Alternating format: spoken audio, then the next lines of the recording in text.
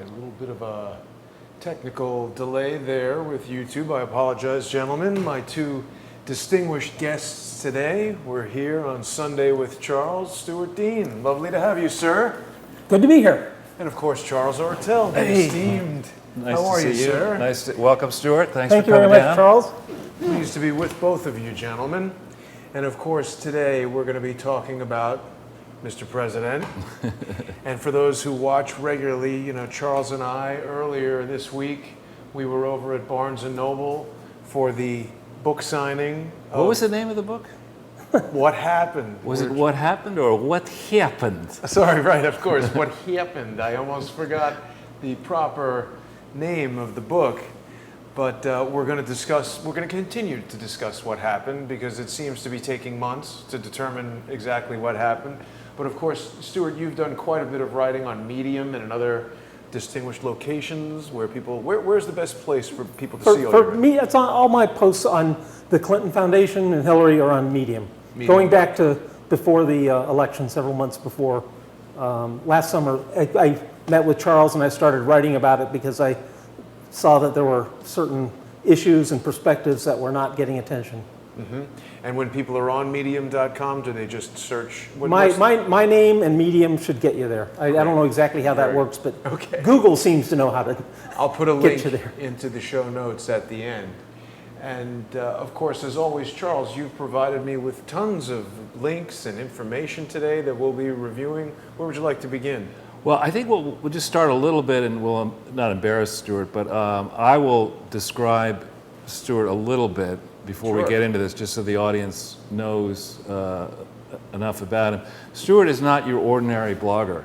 He has excellent training, both university and then law degree training, but what is most impressive to me about his background is your training at Cahill Gordon, which I know from long experience is a wonderful law firm that was the main law firm for Dillon Reed when I worked at Dillon Reed, and I got to know many of your colleagues and through a lot of different transactions. To work at Cahill Gordon as long as you did, obviously you know what you're talking about when it comes to corporate law. Thank you. I hope so. And then from there you went off and you were, I believe, an associate General Counsel at a small little bank called Bank of America. Yes. Where you might have had some experience with banking matters and legal matters. And you did that for what, 2 weeks? Yeah, a little over 6 years. All right, so you have had many year experience on all sorts of complex matters. Because it's germane to one of the recent posts, I was a corporate secretary there for several of their large subsidiaries, including the small company that's now Merrill Lynch that they took over back in 2008, 2009. So as a corporate secretary, you don't have to file any papers, and you don't care about whether they're right. I coordinated with the main corporate secretary on that stuff, but the point was that I was involved in corporate governance issues almost on a daily basis, as far as drafting resolutions about what can and can't be done, officer authorization, all that stuff. Right. And in organizations, typically, you would say, I think, and I'm leading the witness a little bit, that it does matter. Absolutely. A lot, speaking of mattering. I mean, the essence of a binding contract is that the person who signs it has the authority to sign it. Right. That sort of thing. All right. Well, with that, what we could do, Jason, is we start on the first one of those things that I sent you. It's on that one. Mm-hmm. All right. So just to go back to a very interesting thing that we had, Stuart and I had the great pleasure recently Jason and I had the great pleasure of going down to stand in front of Barnes & Noble. And how did you describe the crowd? I think I said it was like a Star Trek convention for Hillary fans. Right. Klingons, right? Right, exactly. And so we were out there, and the whole thing was rigged. I mean, you had to get in a long line, right? You had to go through security, and several people. There's some very famous people. You may know Stuart, one of them, who actually managed to get through security and pose a question to that very natural, not a wooden cigar store Indian type person who doesn't have any emotions or whatever. The very natural Hillary Clinton, then who is that person, Jason? Well, there were a few people, but I was among them. I asked her what happened that allowed Imran Awan to operate a spy ring within Congress, and she laughed at that question. She found that funny. You know, I meant to ask you guys, did you see this Washington Post article this morning about the Awan brothers? What did you think about that, Charles? This is a story, Stuart, just in case you hadn't seen it, where a Washington Post writer, and of course the Washington Post is a completely objective paper. Yeah. There are no connections between the CIA, the cloud, Amazon, the owner of the Washington Post, none at all. Exactly. I mean, there's not a significant contract there that's helping, you know, put numbers on the board for Amazon and boost the many billion-dollar net worth of the owner of Jeff Bezos. But this article basically said, in a nutshell, all smoke, no fire to the Awan investigation, something like that. It was really disgraceful. You know, there were a couple things that I found very interesting about it, Charles. I don't know if you noticed this, but they had a picture of Imran Awan on there, which, I don't know if you guys can see this, but it was a very, like, professional, you know, like he had posed for this picture, and they're using a really shallow depth of field. He's wearing a different suit and tie than what he was wearing when he was in court. Definitely seemed like he went... A PR picture. Yeah, went and met with the Washington Post and specifically had this all set up, which I found strange because, you know, there's been a lot of people looking for images of Imran Awan all over the internet for some time. And he is a remarkably ungoogleable sort of guy. So for them to have this real glamour shot of Imran... I mean, you're not suggesting that there might be a damage control effort going on here, that this could be, you know, the story that's like many times bigger than Watergate that happened in Washington, D.C., and that the newspaper, the Washington Post, you know, supposedly covers matters in Washington, D.C. and might be a little bit embarrassed that they missed all this, Jason. Did they discuss or relate this in any way to the news story about is it the Attorney General of California who... Xavier Becerra, yes. That another iteration of that story came out today that suggests he may have been involved in... Gave the Capitol Police a fake server, I believe, to investigate. You know, nothing wrong with that, right? I don't think there's a problem there. I think it was fact-checked by Christopher Gowan. You know, how do you pronounce that state? I mean, you lived in that state. California. That's right. That's right. So staying just for a second on the book review thing, what Jason and I noticed was, because we got there really early actually, and I was checking on my phone the site to see, you know, what was the distribution of reviews. And at first I noticed that the distribution of reviews seemed to be bipolar in that it was either all 5-star, highly rated, or all 1-star, lowly rated, and that the math didn't work. When you looked at the number of 1-stars, there were more 1-stars than 5-stars, but they said 53% or something were 5-stars. Yeah. That didn't work. So I was questioning that almost from the first minute we ran into each other that day. And then we followed it, and then lo and behold, towards the end of the day, either that day or the next day, Amazon went ahead and they deleted all the 1-star reviews under a theory that, you know, none of these 1-star reviews could be possibly legitimate, exactly. Whereas all of the high ones were legitimate, you know, for this great book. So great, Charles. I mean, how could it get only 1 star? And the thing that was really funny for me, Stuart, and Jason, about all this is, you know, I have, my mind works in quotes in a funny way. I looked at this and I said, my immediate reaction was, they tried to rig the primary and they succeeded in rigging it, but they didn't succeed in rigging it without people noticing that they rigged it. Right. They tried to rig the election and they did not succeed in rigging the election. They tried to rig the recount and they did not succeed. And now they can't even rig a book review on Amazon. And what gets, if I can just interject one point that I find aggravating about this is that you know that book was ghostwritten, and yet there's no mention by CBS, which owns or is an affiliate of Scribner. Owns it. Simon & Schuster. Simon & Schuster, sorry, Simon & Schuster.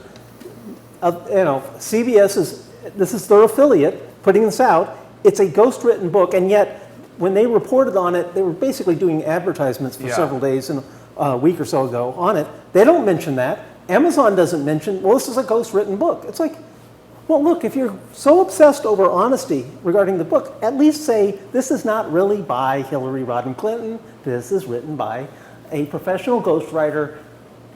Let's get real. They're obsessed with a particular type of honesty that I think you might consider dishonest. Yeah, exactly. That's right. Anyway, I just wanted to...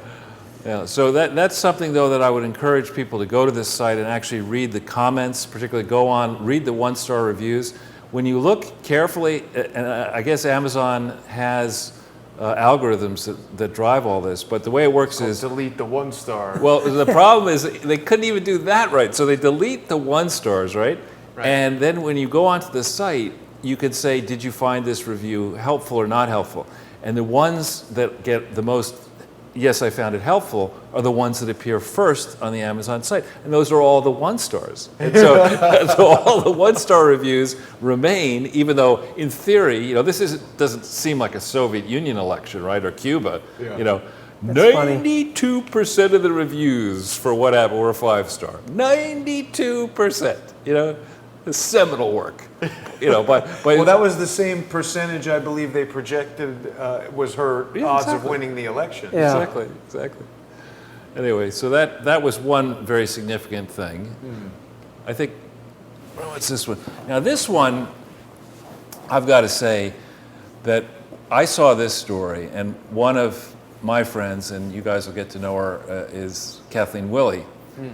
And she saw this, and this article is so insulting that what Hillary Clinton said here, that white women voted for Trump because their husbands or partners told them to do that. Now, last I checked, and I may have walked into a time tunnel or something like this, and it's actually 1812. But last I checked in 2017, the notion that women above the age of maybe 2 Actually, listen to what a man said. Yeah, especially in this country, yeah. Right. I think if anything, it would be the reverse. Right. That the wife might say, "Listen, dude, if you want peace at home, think carefully before you pull the lever for Hillary Clinton." And that there was a similar or analogous opinion piece in The Guardian either yesterday or the day before saying that the criticism of the book is exactly a manifestation of misogyny. Yeah. It just... Because no woman can write a bad book. This is where, on both with respect to this article and that point, this is where I think the name Berta Cáceres should be brought up every time, because she was, of course, a feminist environmentalist activist in Honduras who was murdered. Right. And murdered during the election campaign in the spring of 2016 under circumstances that are very suspicious and for which Hillary should have been asked pointed questions repeatedly. In fact, every time she appears, she should be required to explain what her relationship was with the Honduras coup back in 2009 and what she thought of Berta Cáceres' criticism of her.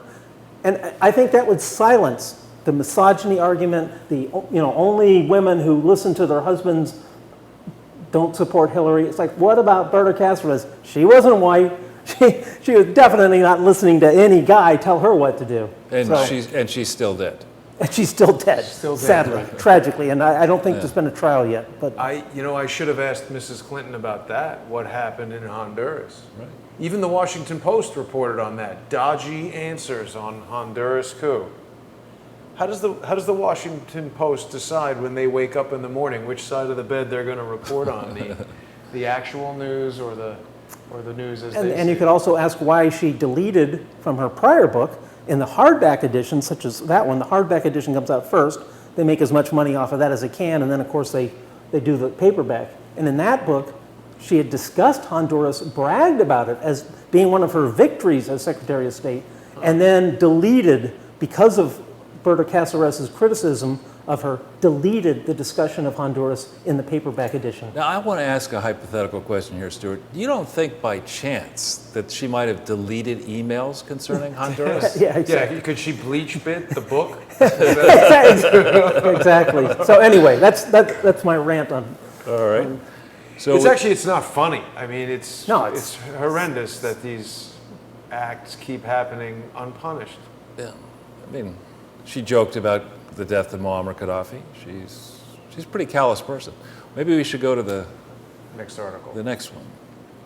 So, you know, this is a bit of shameless promotion here, but Hillary said that, you know, that there was nothing negative. She had an article, or somebody wrote an article recently saying that all of the criticism during the 2015-2016 period concerning the foundation was a smear, Yes. an unfounded media smear. Now, I mentioned in this, and if you look down at the number of views of this one, you see 11,000 Facebook shares, but beyond that, it's, I believe, 250,000 views. Oh, where do they show you that? That's at the very bottom, I think. If you don't, keep going. And there's a lot of detail here. For those who have not read this, I mean, this gives, and for the prosecutors who should be looking at this gives you everything you need to know. I haven't filled in all the detail that's below this. Anyway, you could, it's a lot of pages to go through there, but from memory, it has over 200,000 views. It's a lot. And, you know, for her to say that this is a smear, these are a little bit further up from there. Oh, A little bit up. Right, all right. Keep going, just a little bit up there. 256,000 Oh, yes, views. wow. So, Quite a few. you know, that's not the most of any zero-hitch piece. There are zero-hitch pieces that are in the millions, but 256,000 is respectable. Mm-hmm. And It's a lot of eyeballs, a 350, lot of comments, too. 350 comments. So that gives you the outline for the fundamental case against this in my opinion, that this is the largest unprosecuted charity fraud, an actual fraud in history. It's amazing. So turning then to Stuart's work, I think this is the next one. Stuart, why don't you take a few minutes and take us through an outline for what you did here in this piece and what we should take away from it. Okay, this came, I thought I was done writing about the Clinton Foundation, to be honest with you, because Hillary lost and Trump won. I thought, okay. But more news keeps coming out. And so I think it was in May or so, the Clinton Foundation finally filed documents showing that they had changed their organizational configuration back in 2015. That was a further refinement of one they had done in 2013. And I think we discussed this back a month or two ago. And I thought, how can they do that and not disclose it, number one?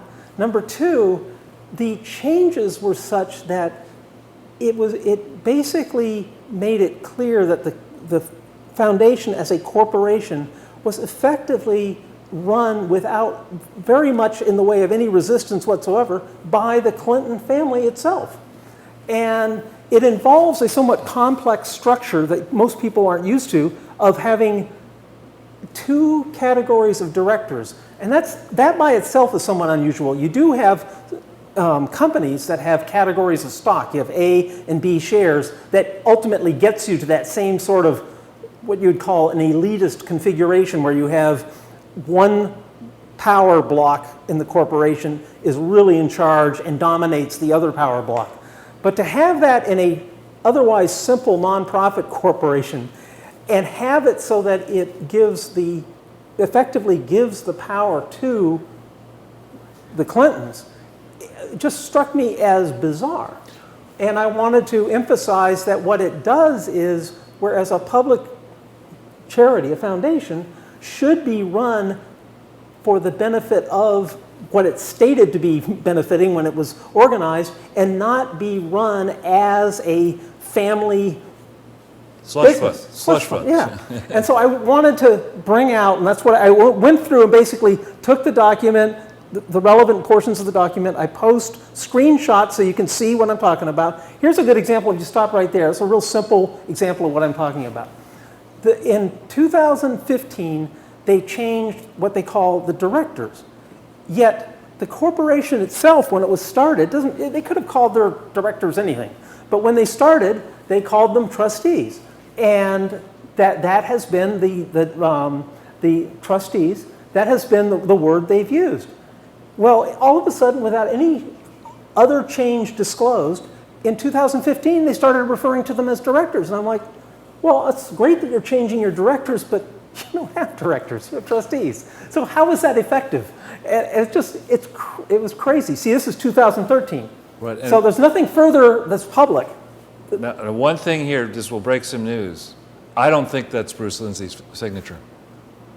What? We have other examples. Now, he had a stroke in 2011, so it's possible that following the stroke, his signature changes. But we have numerous examples of his signature in 2009 and elsewhere, and it's very different than this. If I Google that, will it come up? We can put it up at another time, but just to file that thought away, this may or may not be his real signature. It's the same handwriting, I think, the 8th, April, Bruce, but it may or may not be his actual real signature. So anyway, continuing with the main point that I wanted to make with this piece was that there's a doctrine of corporate law that's known as piercing the corporate veil that relates to what happens to a company that is run in such a way that they are, in effect, flaunting the fact that it's a corporation in order to avoid liability for the officers and directors. That's in a profit context. Here, what they're basically doing is analogous in that they're running it as if it's just a family business and not really a corporation, but they're doing that in order to get the benefit of the tax the tax-free status that allows them to raise money by allowing people to deduct or being authorized to deduct, as long as the IRS doesn't say anything about it, their contributions. And I thought, well, this is not, number one, you really can't call this a corporation given how it's dominated by the Clinton family. And number two, it's definitely not a nonprofit in the sense that it's obviously for the personal benefit of the Clintons. They even have a clause in one of the changes they made where they stipulate that any change to the Clinton Foundation relating to the name Clinton has to be approved by the Class A directors, i.e. the Clintons. How funny is it? How much of an ego thing is it that they refer to their class of directors as the Class A directors? I know it's a bit of an accident of drafting, but still, you know they would not have said, oh, we're the Class B directors. I think I know why it's Class A. It's because A stands for Arkansas. Not another word, A-S. But anyway, that's as Charles well knows, and other people who are familiar with corporate accounting, goodwill is an asset.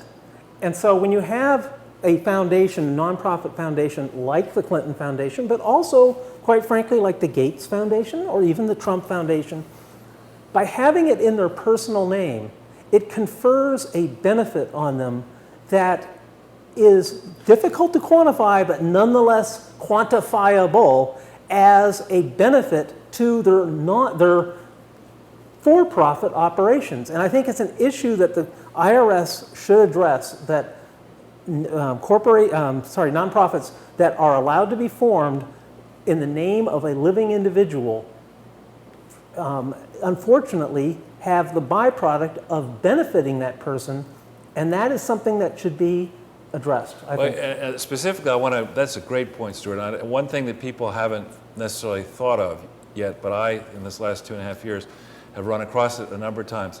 Every single time somebody gets into trouble, whether it's, we'll talk about Mark Rich in a little bit, or Rajat Gupta, or you name it. Every one of these people, Mike Milken, they get into trouble, and at the sentencing, they always get letters, multiple letters from people. Think of this person's charitable good works. This person's a philanthropist. So one quick philanthropist. One quick fix would be to say that should you get sentenced, you cannot bring up in considering a sentencing the target's philanthropy. Exactly. Well, because that's just the most obvious play that any criminal gets into is to just open we can discuss that more when we get to charitable organization and then just whatever they do. And I remember in The Godfather 2, right? They made a point that Vito Corleone was going around and helping old ladies and stuff, so everybody in the neighborhood thought he was great. But so it's like that's an old play. Yeah. Goes way back. Yeah, it goes way back. That's as old as the hills, as somebody I know would say. So you got in your second piece, the recent piece, This, the rooftop garden. the Pleasure Palace. This got a lot of views. What prompted me to do this was I was thinking of doing a follow-up piece on the previous one. And I was just basically just doing research. And I came across a reference to their private rooftop garden. I thought, what? I've not heard of that. And I traded emails with Charles, and either you were not familiar with it or only vaguely familiar with it. And I thought, why hasn't there been more on this? As it turns out, there was some publicity about it, but not by people who are sensitive to the relationship of doing something like that in the context of it being a nonprofit. And so I basically researched it from that perspective, saying, look, rooftop garden, fine. If you're a private corporation or just a wealthy individual, who cares? But this is a nonprofit charity. And just the fact that he has a residence on top of this library is pushing the envelope a little bit. I know that some of the other presidential libraries have residences, but these libraries have been a problem for, yeah, you can really see it in that picture. Very good. Well, this is the awesome Google Earth 3D Yeah. model of it. Very good. Yeah, I didn't use that perspective, but that's a very good one. So anyway, yeah, that top thing is a 5,000 square foot residence, which, considering his Secret Service entourage, you can understand that, yes, anywhere he goes, he needs more space than most people. But the rest of this used to be just gravel on top of that building until 2007, when they installed a very high-tech garden that they touted as being environmentally friendly because it used rainwater and all this sort of stuff. But the fact of the matter is, it's a private garden. I looked online to get a guesstimate of what sort of costs were involved in this, and a really good rooftop garden, you're looking at like $100 per square foot. This is 14,000 square feet, $1 million, $2 million, maybe $3 million. That's just to put it in, right? Just to put it in. Then you're talking about maintenance and something like that. You're looking at a full-time gardener probably not 24/7, but basically that's not a trivial ongoing expense. Now, Stuart, forgive my ignorance, but doesn't the simple function of it being outdoors allow it to utilize rainwater? Yes. That's like, no, how are they working that into the tax write-off? As opposed to moon water. Well, So anyway, that's our aerial view of it there. that led me, in doing that, it led me to discuss the use of his residence, which I think it was in one of the New York Post articles 2 years ago. They tracked down one of the interns, surprise, surprise, female interns at the library, who recited a story she had also told to somebody else who's written on the Clintons about giving Bill Clinton a massage, in quotes, and having wine with him up in this penthouse, what I called the penthouse massage parlor. Was Hillary there then? Yeah, right. At this point, what difference does it make? And then that led me, then I also did a small bit about the fact that beneath the library, or on the first floor or something, the 42 restaurant. is for Arkansas at least, a high-end restaurant with a full liquor license. And yet, it's one thing, as I say in my post, it's one thing for a charity to have an event, and they have drinks and so forth. They hire a catering service. That's fine. Here you're talking about a nonprofit corporation owning a restaurant and selling Booze. food and drinks on an ongoing basis as part of their operations. Now, you don't think there's any potential for abuse in this? And as what you're getting at is well known. The restaurant business is unfortunately fraught with opportunities for money laundering and importing and exporting all sorts of things that shouldn't be imported and exported. So I'm not saying that goes on here, but there's just plenty of opportunity for trouble, mischief. It's the kind of thing, like, for example, let's say that a weekly supply of wine was maybe 1,000 bottles, but you would maybe wash 10,000 bottles through there, or Exactly, you have that a sort of stuff. celebration for 200 people, and you bill them for 500 people, and then you take all the extra food. That's one reason why liquor licenses are so closely scrutinized, is that there's so much markup to begin with, but then also there's so much of an opportunity for, the classic is trading out the cheap vodka for the expensive vodka for the cheap vodka.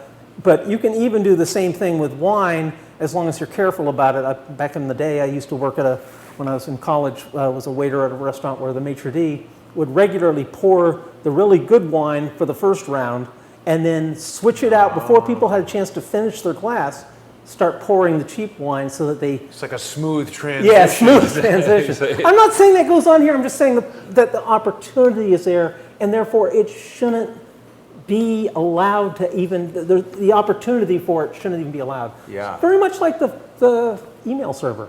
It creates an opportunity that shouldn't have been there in the first place, never mind what actually happened. People in the Periscope comments are saying the restaurant specializes in spirit cooking. I don't know. I don't know that we have any I decided not to go there, but that's have another way of putting it. Okay, this one, just to keep moving along here. This I had known about. I've unfortunately, because of my age, not much different than Charles, followed the Clintons since the late 70s, early 80s. So I knew all about Hillary's cattle futures, and I was very much annoyed, as I think a lot of people were, at the Mark Rich pardon. I even noted that, to my surprise, Preet Bharara commented after the Trump pardon of Arpaio. Even he said, yes, the Rich pardon stunk. And he says, but then he added, but it's not as bad as the Arpaio pardon. I'm like, are you kidding me? That's crazy. Come on, Preet. Even you know that you can't compare a world-class commodity billionaire with a Arizona sheriff who I have read criticism of the pardon by full-blown Trump supporters, so I know that there's reason to challenge him on it. But to say that that the Mark Rich pardon is not as bad as, it's just ridiculous. That's widely regarded as the most objectionable presidential pardon in all of history. Yeah. But now you're forgetting a very important thing. Arpaio is not a philanthropist the way Mark Rich was. So anyway, what I wanted to, one reason I wanted to focus on this and wanted to be careful about it is that there's been a lot of dancing around this pardon with respect to the fact that Mark Rich was of Jewish ancestry and had started this foundation, and a lot of the benefit of that foundation went to Israel. And the media has been, and I think it's unfortunately true, they tend to be, very silent about making criticism of things where it implicates either Jews here or the Israeli government. They just they just want to stay away from it. And so that led me to think about the fact that one problem with what's happened with the Clintons is that there's been this acceptance of the way they do things as a sort of, oh, well, that's just the way they are, and why are you criticizing them? And I thought, that sort of thinking is what leads to dangerous things. And that made me think of Hannah Arendt and her criticism, not just of the Nazis, and this got her into a lot of trouble when she was alive. She talked about how there were Jews in Germany and other parts of Europe that at a minimum did not offer the sort of resistance you would otherwise think they should have to what the Nazis were doing, and that ultimately contributed to the Holocaust. Now, like I know maybe that George Soros? Yeah, exactly. I don't know if she even knows of him or knew of him, but that's analogous to that. I'm not saying he's a Nazi, but he did work for him. Yeah. So anyway, I thought, that's a good way of raising this issue without attracting a lot of unnecessary controversy, and say, look, this person's a legitimate critic of how human organizations are run and how you have a tendency to fall into an acceptance of criminal behavior, and that ultimately can lead to even worse things than the criminal behavior you begin accepting. Now, Stuart, I think a lot of people watching might not know exactly what Mark Rich did that was so objectionable. Can you talk about that a little Yes, bit? Mark Rich was basically a commodity trader, but of various types of commodities, but oil in particular was something that he specialized in, and he ended up selling oil to the Iranians during what was supposed to have been a blockade on Iran during the Iran hostage crisis. And he also apparently made trades of oil available to the Israeli government. And for this, he basically, the way they were going to, I might have my details not quite right on this. I understood but that the way they nailed a it, pipeline, an illegal pipeline between Iran and He was Israel. selling Iranian oil, I think. yeah, but the ultimate charge the FBI wanted him on was Tax evasion. tax evasion. There was some discussion, there is some evidence of trading with the enemy as being one of the charges, but it's not clear to me that that's what he would have been charged with had they in fact got him. But they were actively trying to get him and even contacted the Swiss government about extraditing him.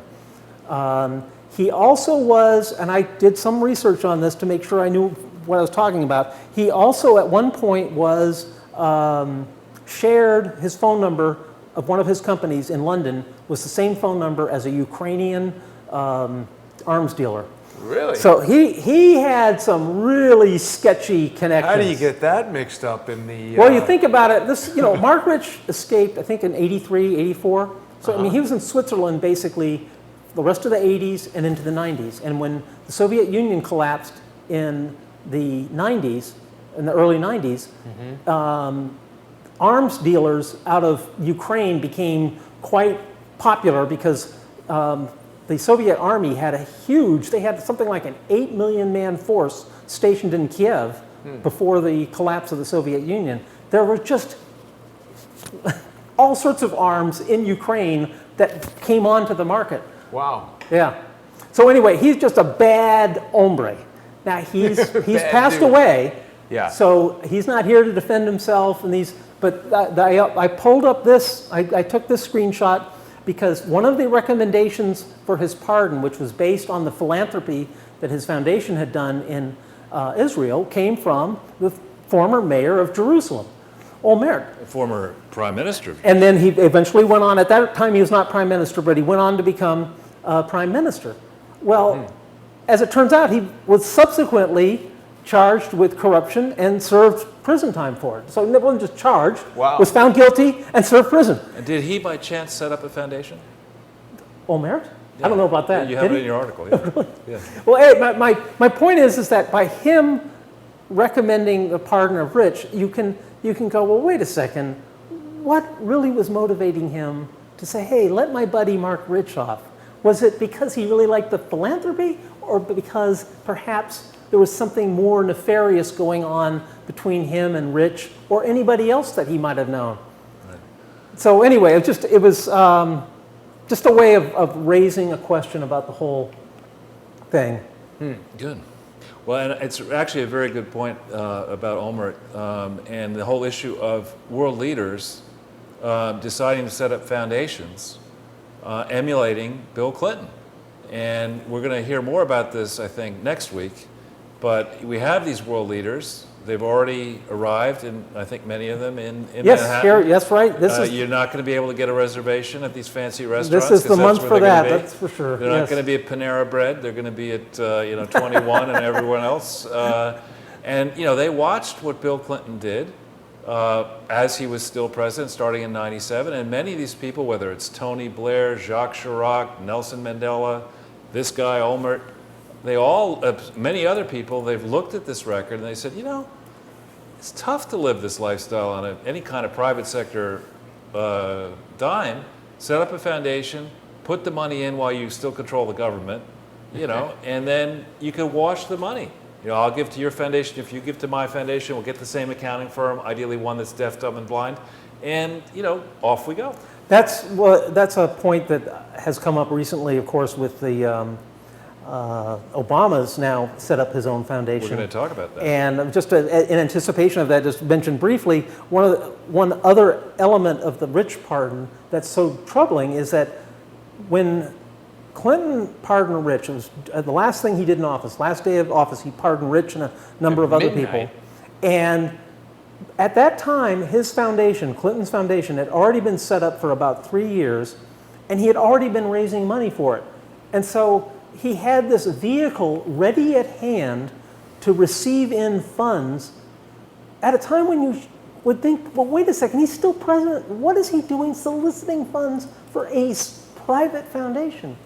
It's a crazy thing that we allow these things to be formed before the person even leaves office. So Obama did this, learned well from Clinton, and founded his own foundation, and has been raising money, and had been raising money for it in the last couple of years before his presidency ended.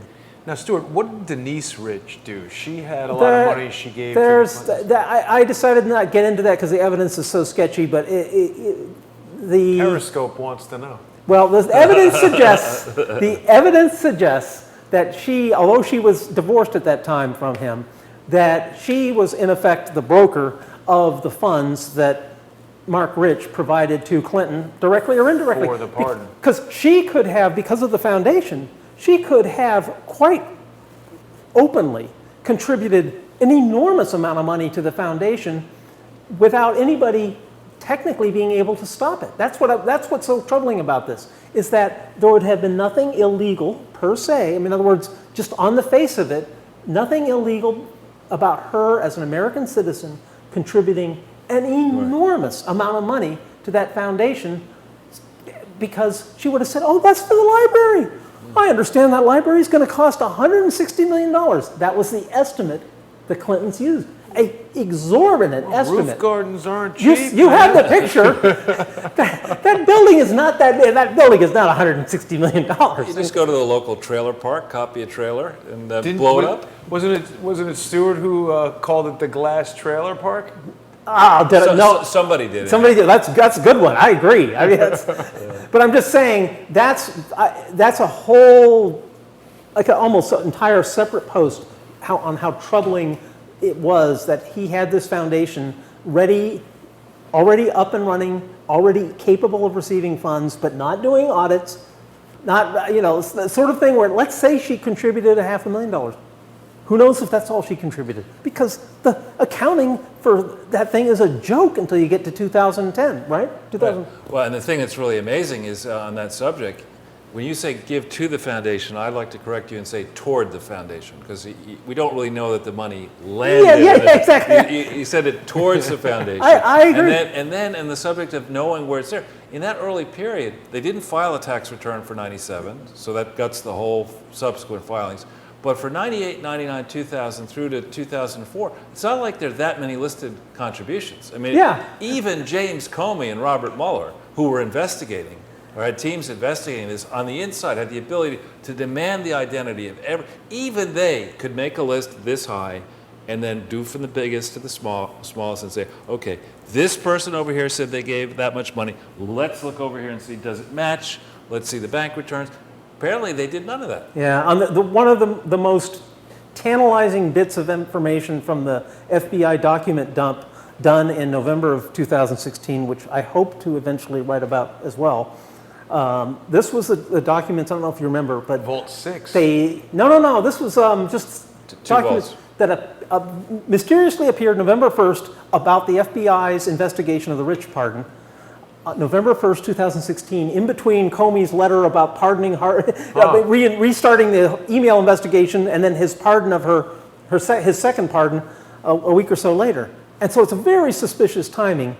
And in there, it's heavily redacted, but one of the least redacted letters has to do with commending a female FBI agent who was clearly one of the ones that was spearheading the investigation of the Mark Rich pardon, but she was taken off the assignment after 9/11. Oh, really? Why? Well, did she die in 9/11? Who knows? The fact that she is mentioned in this 2004 letter in glowing terms as being someone who worked tirelessly on the investigation before she was taken off of it in September of 2001. You're like, what was that all about? Right. Wouldn't you love to know who that FBI agent is? And Right. you know, Well, actually, on that one, they do mention the names of it's unredacted, the names of the FBI agents. It's possible if somebody, might be interested in investigating this. I mean, it would be possible, let's say, if you were working in the FBI and had, say, legal authority to do this and maybe retain copies of your own records, you might be able to follow some of these loose ends. because given one last dig in here, given the connection of Mark Rich with arms dealers, given that sort of dark side of his dealings, it's curious that the investigation into it seems to have, because there's a reference in the redacted documents to this, it was put on hold after 9/11, and then the next thing you see is that Comey's now in charge because he was appointed, I think, right at the beginning of 2002, and they have a very kind of self-serving comment about saying that he's enthusiastic about the investigation, and yet shortly thereafter, he did terminate the investigation of a very similar pardon, much smaller dollars involved, of a Hasidic Jewish group here in New York by Clinton. So he got rid of that. I'm like, well, how eager was he to pursue this if he's getting rid of that part of it? That's almost like a tip-off that's where he's going to go with the Mark Rich pardon. Now, wait a minute. That wasn't the group that voted like Yes, in 100 Hillary's block, yeah. every single person Yeah, in yeah, that yeah, tier yeah. just decided, well, we got Bush, we got Lazio or whoever it was, and Hillary, And so the next event in Comey's career, which is a very odd career, he was a summer associate at the law firm I was at, not when I was there, so I paid attention to his career moves. Immediately after obviously being passed up for being made Attorney General in 2004, 2005, he goes to Lockheed, where he is paid in the only year where there's a report of his salary, because it didn't get up to the level where it was required to be reported, was in his last full year was 2009, where he made total comp was $6 million. Wow. Then he goes to a hedge fund. Now, a hedge fund is where Mark Rich is likely to have not been sort of a persona non grata. If anything, he was still alive then. He was probably one of their heroes. I wouldn't be surprised if there was a shrine to Mark Rich. he was pretty much a grata. At a what's the name of that hedge fund? I can't remember. Bridgewater, I think. Yep. And so I'm just saying, there's a very, very funny timeline in Comey's career where he leaves government service and doesn't just go into the private sector, but goes into the private sector and gets wealthy by most people's standards. Not Trump wealthy, not Mark Rich wealthy, but wealthy. And it sure looks, it's very surprising at a minimum that there was it was almost unanimous that he was voted in as FBI director. No questions about this stint at Bridgewater and then this stint at Lockheed. And now he's at Columbia University? I don't know about that. I don't know. That's probably some sort of. Where did you get this? This is Open Secrets? Yeah, that's a summary. That's not an entirely. I looked at that. That's not an entirely accurate summary of his resume, but it's basically correct. Yeah. Wow. Anyway. Well, that's All an right. impressive haul from Mr. Comey. Yeah. No sensible prosecutor would argue with that. That's exactly right. So maybe we turn to that's a very helpful summary. Thank you, Stuart. Let's look a little bit at some recent developments. Surely. So we look at the Judicial Watch press release. Now, ladies and gentlemen, this is an absolute must-follow organization, and in particular, this email this press release is explosive. If we scroll a little bit further down, there are 1,600, and say that blue link there, we don't have to hit the link, but there's 1,617 new pages of documents that were withheld. It's a lot. Withheld. Now, typically, I think it's normal practice. You withhold the documents that are really, really favorable to your background, right? Because you don't want to have a landslide election for Hillary. But this is right? just a lot for Tom Fenton to read. You It's know, not- I mean, but you know, it's obvious that the campaign, they were very modest, and Hillary was such a great campaigner. She went to all the key states. That holding back 1,617 pages. What's the date of this press release? It's just the other day, September 14th. Now, what was going on on September 14th? Do you know? Bill Clinton was giving a speech concerning not listening but hearing. Oh yeah, right. The The Starkey hearing aid. Foundation. He was giving. But what happened, so to speak, on 2 days before that?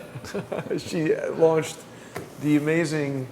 So, do you think if this press release had gone out prior to the release of what happened, and prior to the press release of, prior to the Sunday, the day before, 2 days before what happened, when they had the Steve Bannon interview on CBS where they made him look like a drunken relative of Satan, and at the same morning they had an interview on CBS, it's not up there yet, on the 10th, Jane Pauley interviews Hillary Clinton as the sympathetic modern version of Mother Teresa. So you don't think any of that was coordinated, possibly? The CBS slam Bannon, make Hillary look good, release the book, and then Fitton's thing, unfortunately, I don't know why it had to come after this. Maybe they waited to release it to him.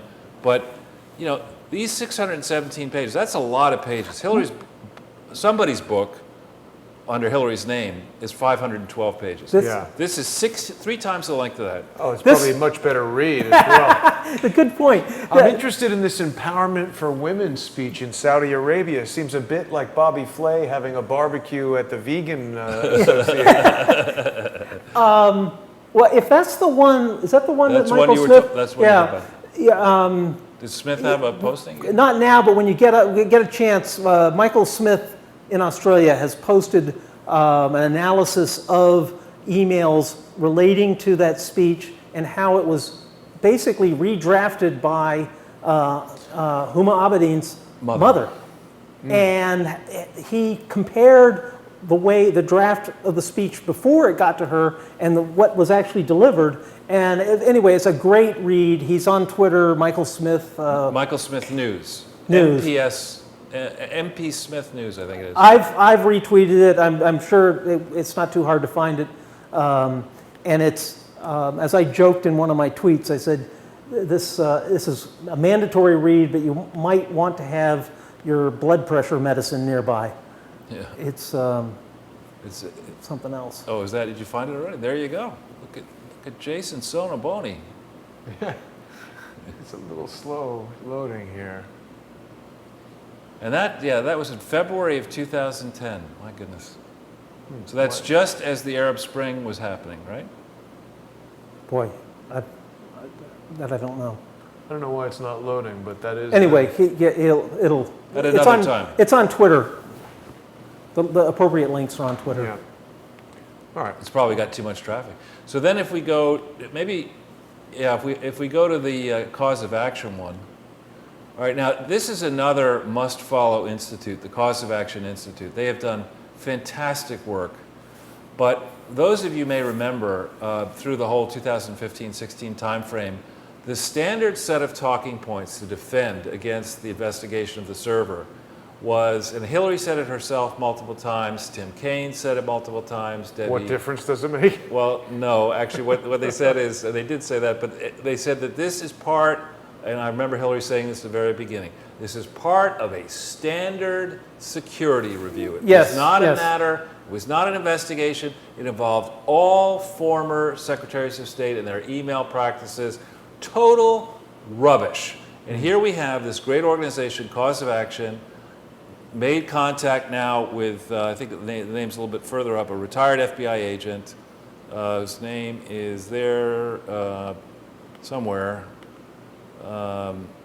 Maybe it's not in there, but anyway, on this site, there is a link to, there it is, the full FBI declaration is available there. And you can read it, it's 7 pages, but it takes you through chapter and verse of, here it is, E.W. Prestap, or Prestap, however you pronounce it. I have been a special agent. Read it at your leisure.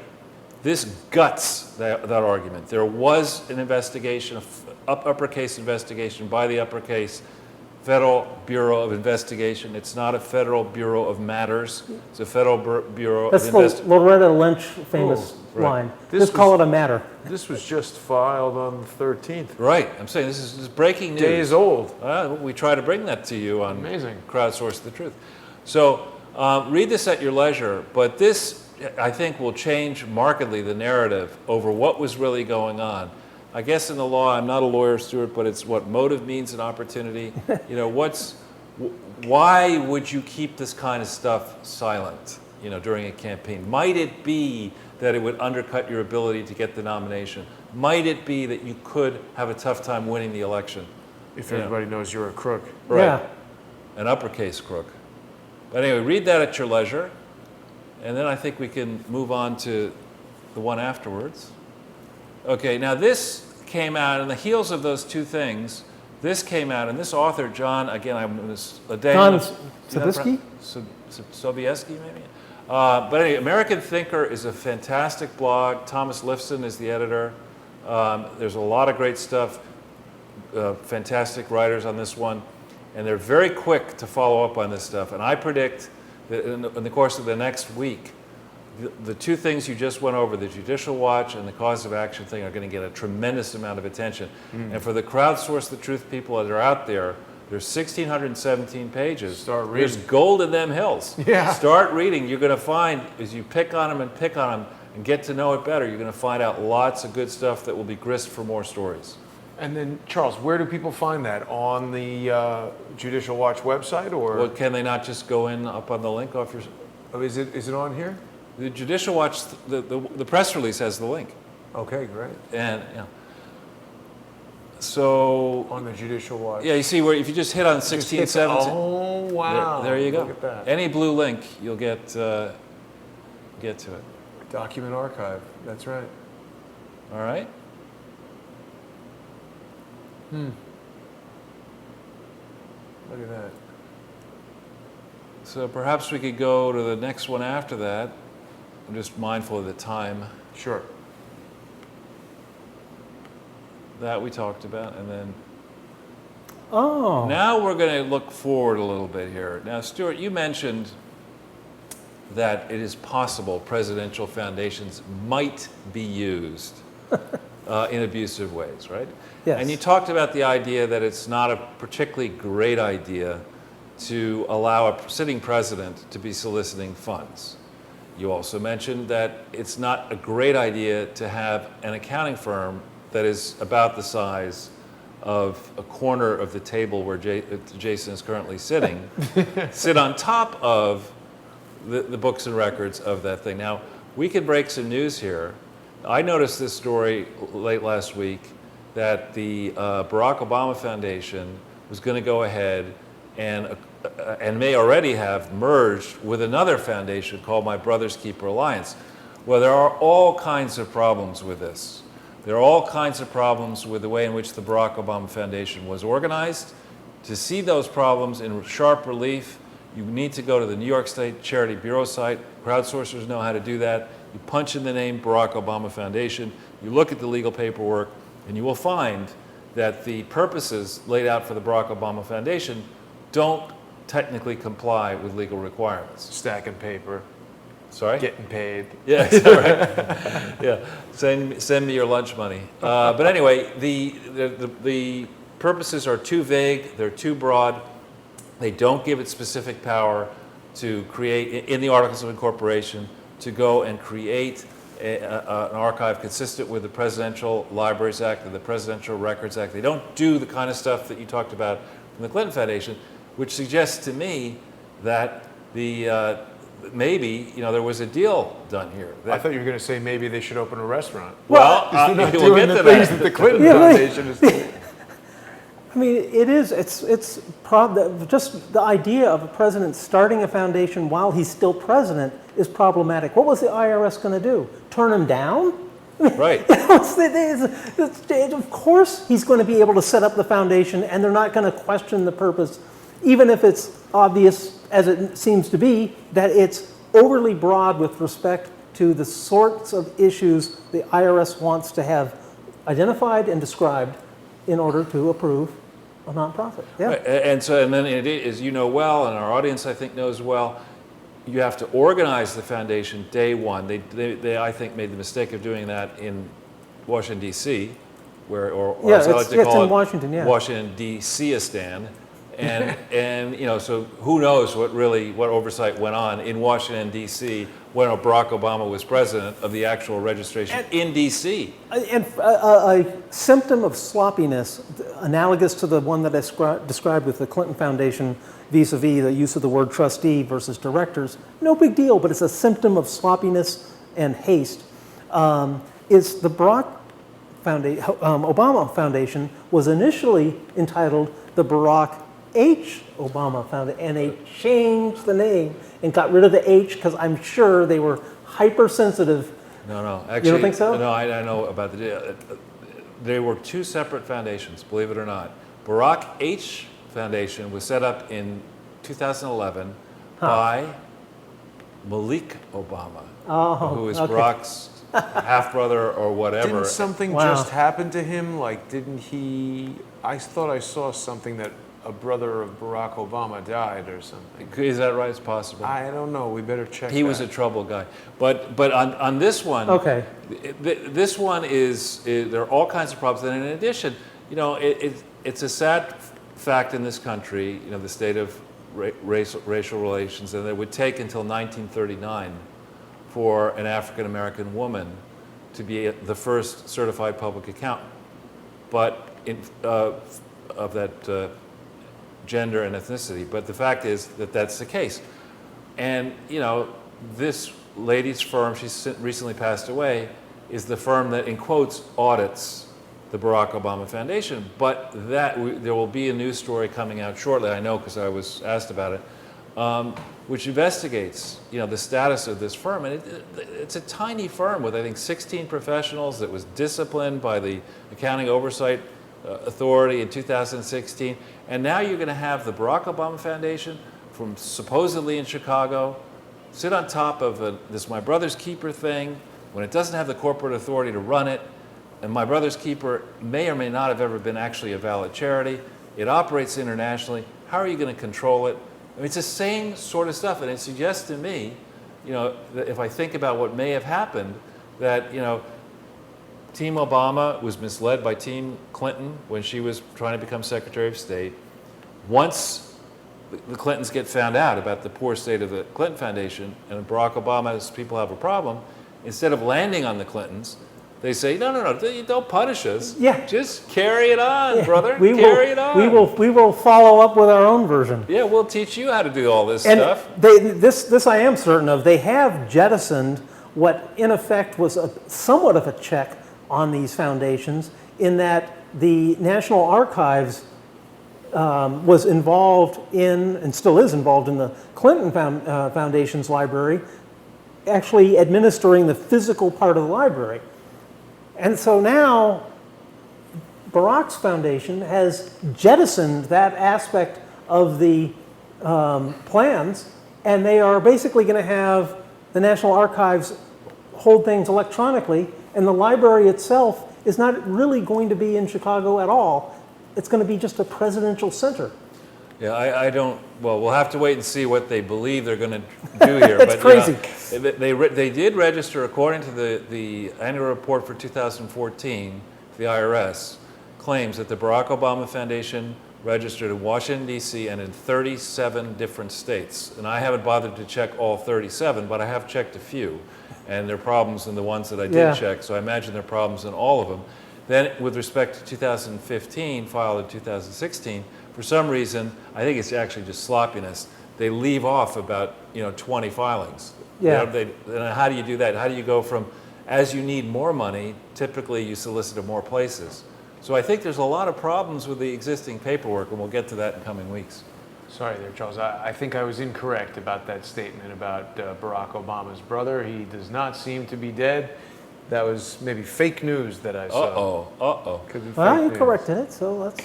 So if we then go to the next story, whichever that is, next to the right, yeah, that one. Is it that one? Yeah, and then here we go again. Another thing, this story that came out in breaking news, that Obama's going to host a global summit in Chicago. Now, next month, at the end of next month. Now, what could go wrong with that?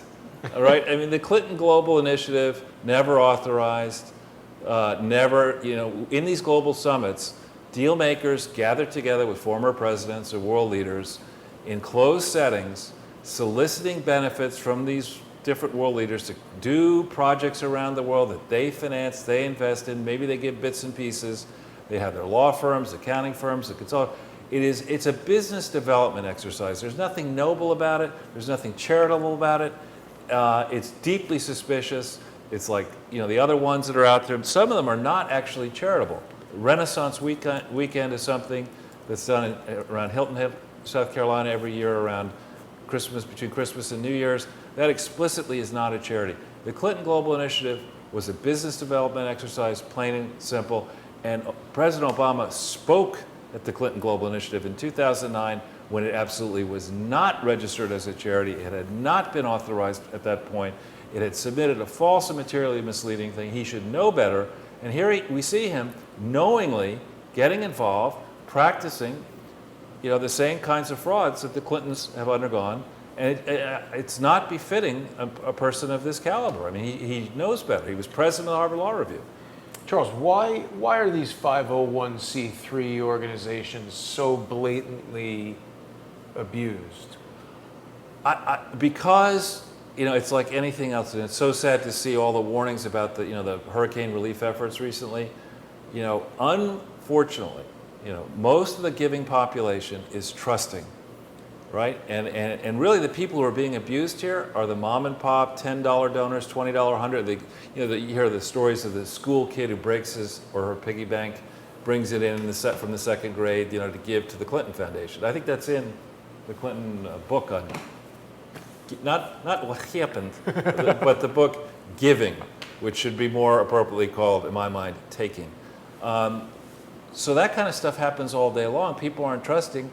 Aren't tough enough in asking questions, and then the apparatus to regulate charities in this country is back in 1969. I mean, that's the last time the charity law was extensively redone, and technology makes it possible now, as we see on the internet.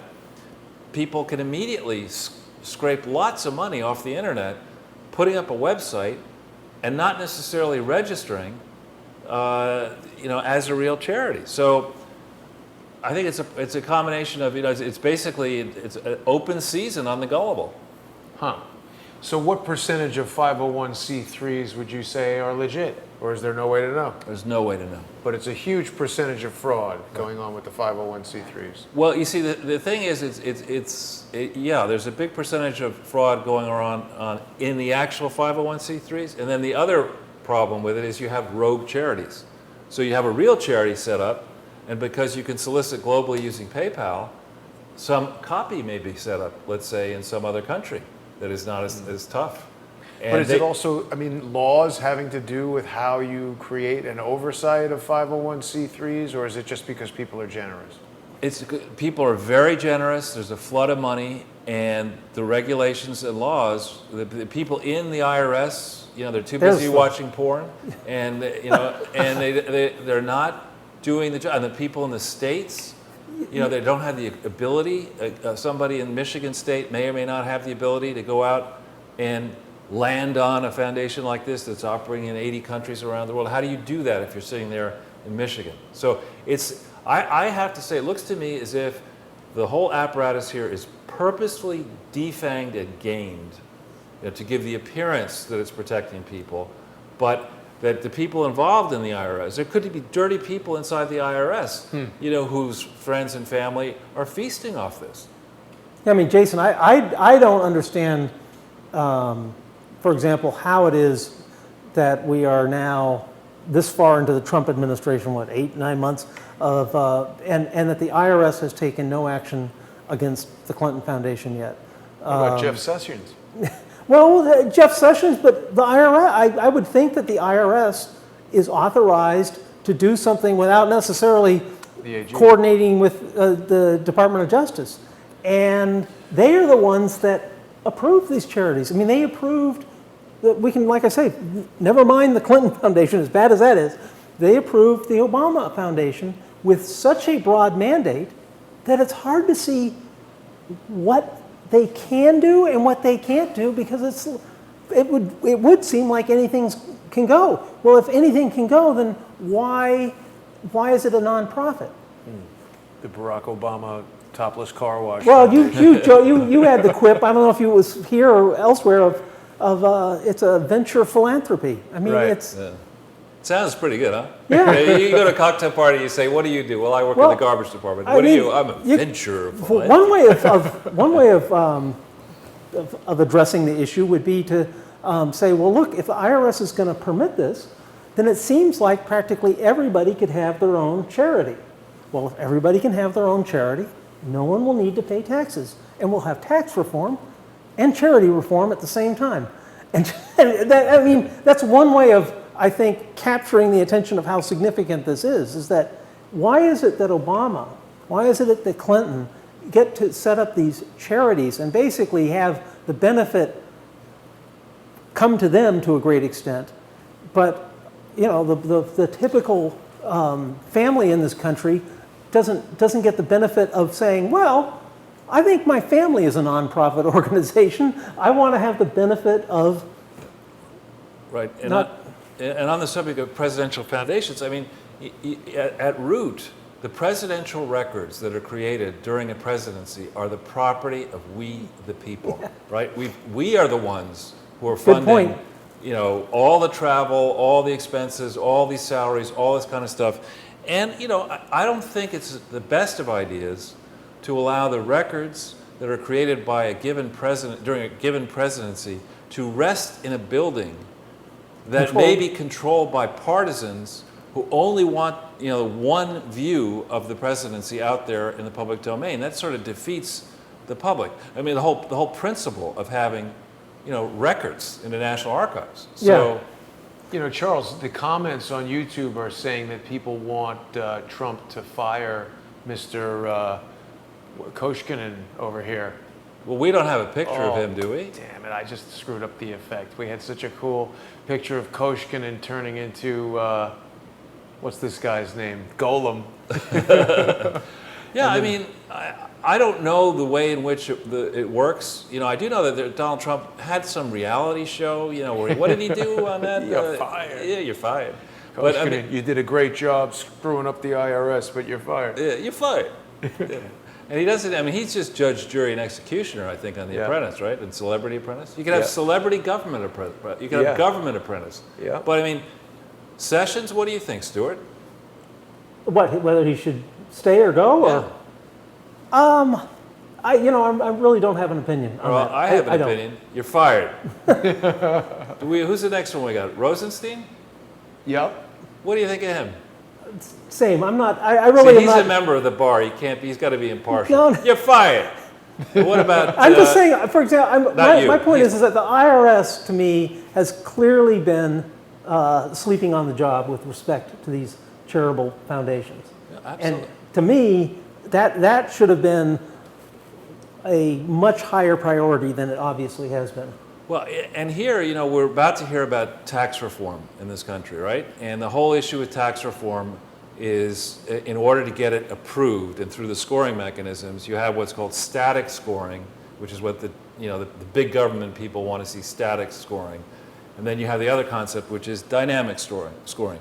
Dynamic scoring means if you lower rates, will that change the behavior? If you raise rates, will that change the behavior? Different from the past. Yeah. Typically, the Kennedy experiment shows clearly, and then the Reagan experiment shows clearly, that when you lower tax rates and simplify taxes, rich people manage their income and elect to take as much income as possible in the regime. So they accelerate income, which you can do legitimately. You can capital gains, you could choose to sell something or not. Anyway, and when we think about, you know, trying to get this this package of reforms through, you've got sitting out there literally several $1 trillion in assets in these foundations, many of which have been run sloppily, many of which are if you wanted to be aggressive, you could go into a Gates Foundation, you could go to Columbia, you could go to Harvard and Yale and the Rockefeller Foundation, other places, and say, look, we're looking at this very differently. We view, Harvard, Yale, Columbia, to pick on places we all have ties to, even NYU, instead of being places where you go to be educated, they've changed into places where you go to get rich. That professors didn't happen for me. Yeah. So you if you're going to law or business or venture philanthropy, you get an MBA, you get a law degree, you then create an investment firm, you convince people to give you money, you get lucky, you make a lot of money. And you could look today at these universities, even the ones I went to, maybe especially the ones I went to, as places that are sort of hedge funds and private equity funds in the endowment, right? And ancillary teaching departments over here. And then the professors have these gigantic names because they're a Harvard professor or a Yale professor or whatever, so they get fancy board positions. They then make a lot of money on the side. Where's the not-for-profit element in that? Why are the medical schools churning out so few doctors when they have such gigantic budgets and there's such a need for doctors around the world? Is this really something that, these are the same people who mold public opinion, who decide whether you're right or you're wrong. These are people who basically make it possible for the swamp to function. And I don't understand why Donald Trump and his very smart team, who are a little bit, more than a little bit experienced, you look at this, and given to me, this is a perfect way to achieve tax reform very quickly, right? You say, we are open, no more are we going to let this sloppiness go in charities. We're going to go all the way back as far as we can to check these returns of the bigger charities. And if we find problems, we're getting the money back. Yeah, I agree. Charles, people in the comments want to know, what do you think about Mueller? Mr. Mueller, well, I think you're fired. I think, unfortunately, you can't fire Mr. Mueller, but I think the real truth needs to be known about this guy and his long background. I mean, you have Mueller was head of the FBI from September 4th. He has a very, very good record of uranium sales. Right. He knows how to take that uranium, take the snake on the train, on the plane over to Moscow, where he delivered the uranium. But he was FBI head from September 4th, 2001 to September 4th, I think, 2013, when Comey replaced him. Exactly. Right. And I just don't see, call me silly, and this is on National Constitution Day, where we venerate, the idea of being independent and all that kind of stuff with the order of law. I don't see how Comey and Mueller are independent. I just don't see that. I don't see how Rosenstein is independent. Rosenstein was a U.S. attorney in charge of the Maryland area, didn't catch the full contours of the Ramboxy fraud, as far as I can tell. Took too long to get that across the line. Certainly did not catch the Laureate fraud, both of which are central pieces of the Clinton Foundation fraud. How these three people could all be so close, so aligned, and in a position effectively to discipline Trump, I don't get it.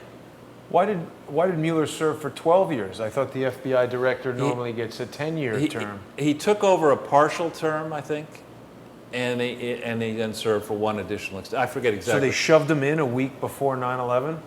Not great timing, Oh, well, it depends on what you wanted him there for. I guess it could have been great timing.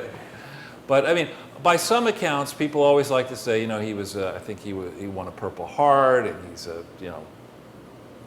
lots of great credentials and this and that. But I don't care about any of that. What I care about in thinking about this, the American public, the global public, deserves to know whether this is a truly independent investigation of what happened or not. And it doesn't look all that independent to me. Yeah. Well, it's more like a crew of cronies who want to get Donald Trump out of there. Right.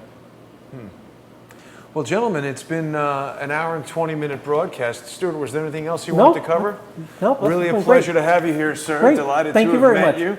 Hopefully Great. we'll have you back on. You've got a lot I'd of love it. information for us about Korea, you were saying before we came on. Yes, I could. I'll send you. Yeah, I've written a couple posts on Korea. I think we might have to come back and talk about that. Charles, it's always a pleasure. We'll be seeing you next week, of course. And, Looking forward to it, Jason. Special news segment coming up next week. All right, good. I want to thank everyone who has joined us on this broadcast today. We want to remind everyone, if you enjoyed this broadcast and you like Crowdsource the Truth, if you went to Starbucks today and bought a cup of coffee for $5, even $1 per month, we've got 540 people watching right now.